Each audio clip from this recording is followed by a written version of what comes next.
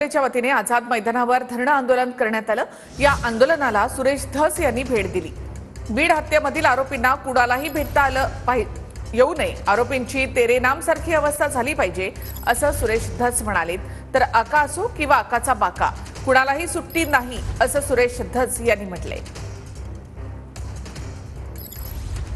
आरोपींना कुणालाही भेटता येऊ नये असं सुरेश धस यांनी म्हटलेलं आहे। आरोपींना कुणालाही भेटता येऊ नये, त्याचबरोबर आरोपींना नातेवाईकांना सुद्धा भेटू देऊ नका असं सुरेश धस यांनी म्हटले।